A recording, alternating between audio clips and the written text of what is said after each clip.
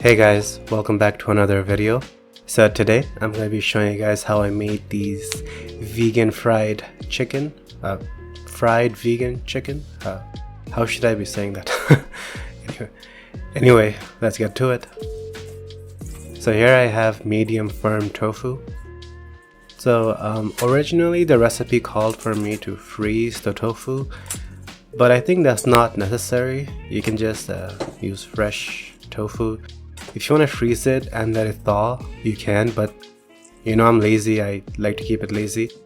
But yeah, if you want to, you can freeze it, let it thaw like 3 to 4 hours before you cook, but that's a lot of work. Don't really feel like doing that.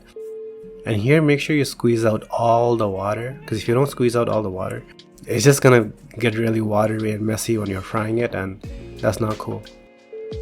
So here you see me cutting it into 6 pieces, but actually I cut them into 12 pieces because those pieces were too big.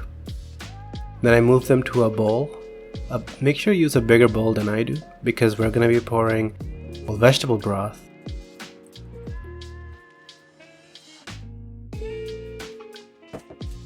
Yeah, you see it's hard to submerge everything, so I gotta move stuff around, so use a bigger bowl if you have. And be very delicate and gentle with the tofu when you're handling them. They're very easy to break. We don't want to break them. So next is the breading step. So you saw I made the liquid batter there, and now we're gonna make the dry batter. There's actually 2 dry batters in this recipe, but you're not gonna see the second dry batter until later. But we are gonna be double coating them.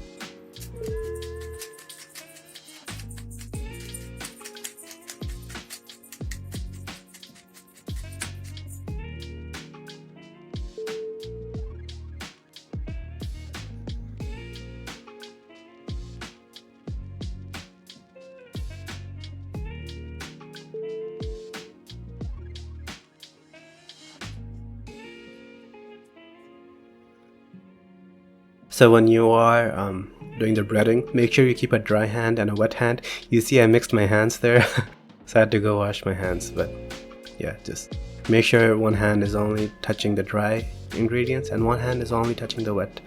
Otherwise it's gonna get all clumpy, and we don't want clumps. But yeah, this was a really easy recipe. I mean, you could make these in like 15 minutes. Including the cooking time, so really nice handy recipe to have if you need it.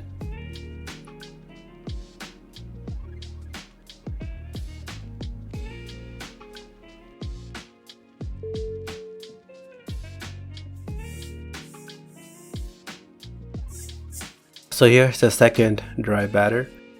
Basically we take the remainder of the original dry batter, which was flour and spices, and there was about 1 cup of that left, and then we just mix in 1 cup of bread crumbs. I actually made the bread crumbs at home. It's really simple. You could just buy it if you don't want to make it, but just might as well just make it. So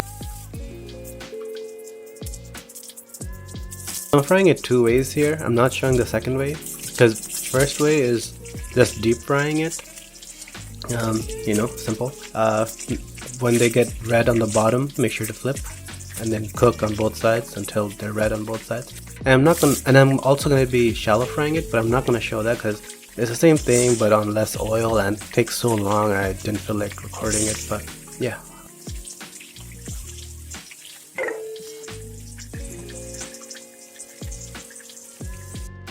Hey guys, so here's the dish. This one is deep fried.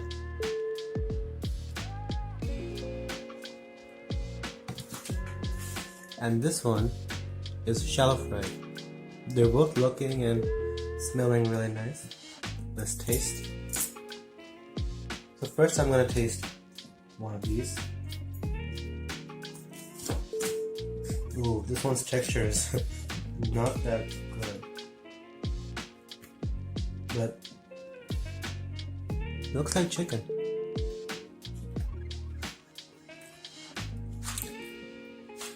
Interesting.